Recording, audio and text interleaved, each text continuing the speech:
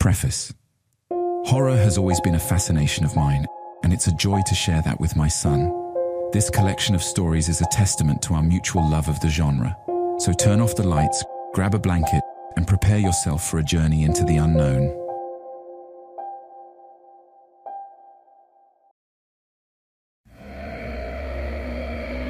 Chapter 1. The Psychic's Warning. I had always been skeptical of psychics until the day one told me I would die in a plane crash. Ever since then, I avoided flying at all costs. But fate has a cruel way of making a point, and as I stood outside my house and watched a flaming aircraft plummet towards me, I realized that I was not safe on the ground either. For years I had lived my life in fear of the skies, haunted by the words of that psychic. I had turned down countless opportunities to travel, always opting for the safety of the ground. But as I watched the flaming wreckage of the plane hurtle toward my home, I realized that safety was an illusion. The explosion shook the very foundation of my house, sending me sprawling to the ground. When I opened my eyes, I found myself surrounded by flames and smoke, the acrid stench of burning fuel filling my nostrils. I knew then that I was trapped, that there was no escape from the inferno that was consuming my home. But as I stumbled through the smoke-filled hallways, I realized that I was not alone. There were other trapped souls, others who had been caught in the path of the crash. I heard their screams and cries for help, and I knew that I had to do something to save them. For hours I worked tirelessly to free my neighbors from the wreckage of the plane. We battled the flames and the smoke, struggling against the odds to escape with our lives. But as we made our way out of the burning wreckage, I realized that something was wrong. The world around us had changed. The sky was darker than I had ever seen it. The trees and houses twisted and distorted. It was as if the crash had ripped a hole in the fabric of reality, unleashing a nightmare upon the world. Chapter 2. The Twisted Souls. And then I saw them, the twisted figures that emerged from the darkness, their bodies contorted and misshapen. They were the souls of the dead, twisted and warped by the power of the crash. As I watched in horror, they descended upon us, their fingers like claws as they dragged us back toward the wreckage.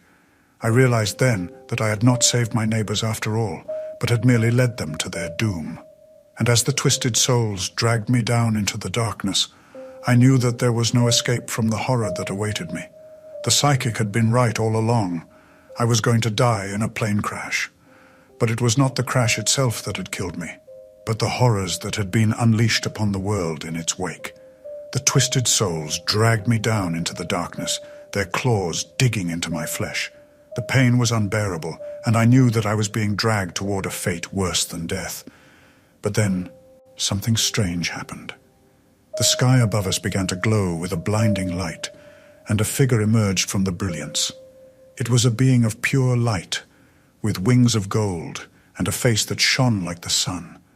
The twisted souls recoiled from the light, their screams echoing through the darkness. The being of light approached me, and I felt a sense of peace wash over me.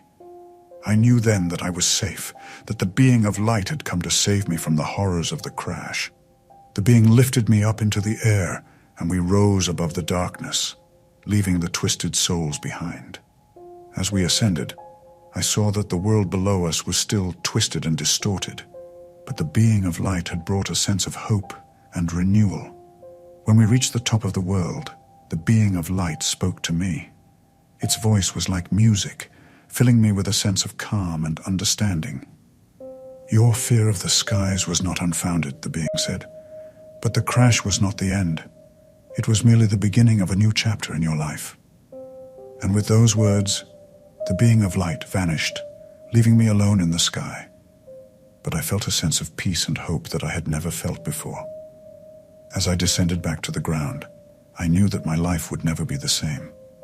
The crash had brought me face to face with my fears, but it had also shown me the power of hope and the strength of the human spirit. I would never forget the horrors of the crash, but I would also never forget the sense of renewal that came in its wake.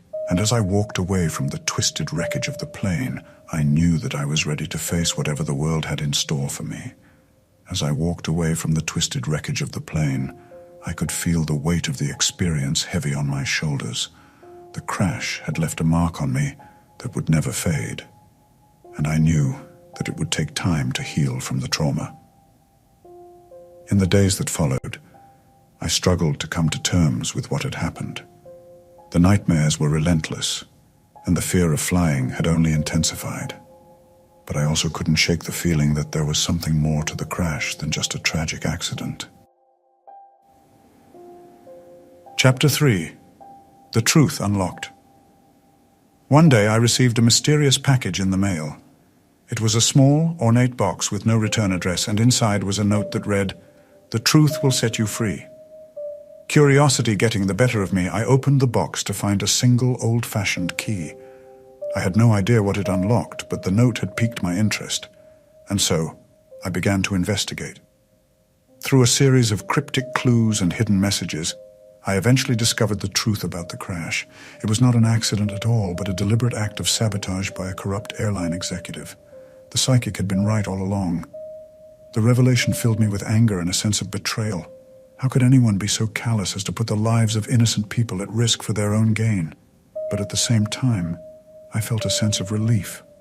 I finally had closure on what had happened, and I knew that the truth would bring justice to the victims of the crash. In the end, I used the key to unlock a small safe deposit box.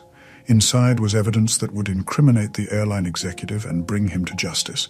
And with that, I finally felt like I could move on from the crash, to live my life without the weight of the tragedy on my shoulders. But the experience had changed me forever. I had faced my fears and uncovered a dark truth, and in doing so, I had found a strength within myself that I never knew existed. And as I boarded a plane for the first time since the crash, I knew that I was ready to face the skies again, with a newfound sense of courage and resilience. The flight was smooth, and I felt a sense of calm wash over me. But as we began our descent, the plane suddenly jolted, and I felt my heart race with panic. The memories of the crash flooded back, and I was consumed by a paralyzing fear. I looked around the plane and noticed that the other passengers seemed unaffected by the turbulence. It was just my imagination, I told myself. But as the plane continued to shake, I could feel the dread growing inside me. Suddenly there was a loud bang, and the plane lurched violently to the side. People screamed and clung to their seats as we plummeted toward the ground. I closed my eyes and braced for impact, convinced that this was it, the end. But then, just as suddenly as it had started, the turbulence stopped. The plane stabilized, and we landed safely on the ground. I opened my eyes in disbelief, unable to comprehend what had just happened. As we disembarked, I noticed a man standing at the gate, watching the passengers with an eerie smile on his face. Something about him felt off, and my instincts told me to stay away. But as I walked past him, he reached out and handed me a business card. "I couldn't help but notice how scared you were on the flight," he said. "I am a hypnotist, and I specialize in curing phobias. Give me a call and I can help you overcome your fear of flying." I looked at the card in my hand, feeling a mixture of curiosity and dread. Was it possible that the man had caused the turbulence to prove his point? Or was it just a coincidence? I couldn't be sure. But as I walked away, I knew one thing for certain. I would never be the same again.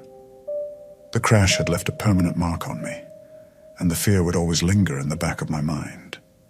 But I also knew that I had the strength to face it, and that with time, I could learn to live with the trauma.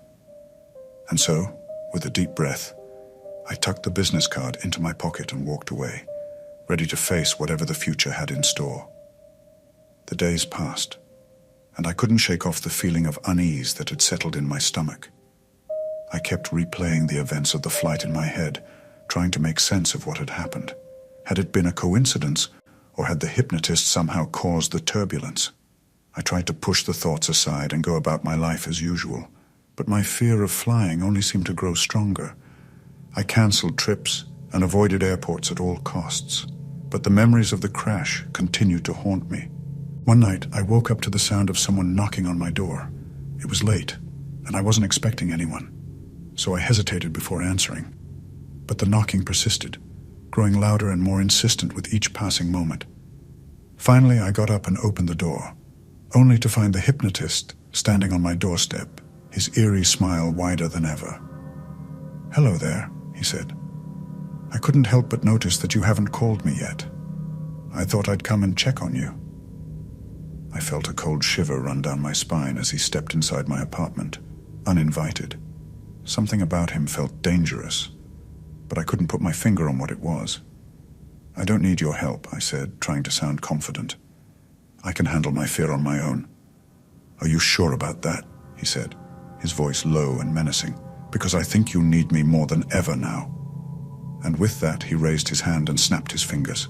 I felt a sudden wave of dizziness wash over me, and the room started to spin.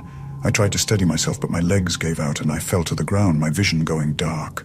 As my vision faded to black, I felt my body being lifted and carried away. When I opened my eyes again, I was in a dark room, strapped to a chair. I struggled against my restraints, but they were too tight. That's when I heard a voice whisper in my ear. "I told you that you couldn't escape your fate," the voice said, "but don't worry. I have plans for you." The room was too dark for me to see who was speaking, but I could feel their breath on my neck. I tried to scream, but my voice was hoarse. The voice continued, "You will be a part of my collection, a collection of those who have defied destiny. You will suffer for all eternity." As the voice finished its sinister message, the room suddenly lit up, revealing a vast underground chamber filled with cages and torture devices. I could see other people just like me, strapped to chairs or hanging from chains, their faces twisted in pain and despair. The owner of the voice stepped forward, finally revealing themselves to me. It was a figure dressed in a long black cloak, their face hidden in the shadows. They approached me, and I could feel their eyes boring into me. "You will suffer as the others have suffered," they said, their voice cold and cruel. "You will experience the full extent of your destiny." I tried to plead with them, to beg for mercy, but it was no use. The figure just laughed and walked away, leaving me alone in my chair. As the screams of the other victims echoed through the chamber, I knew that my fate was sealed. But even as I braced myself for the pain and torment to come, I vowed that I would not go down without a fight.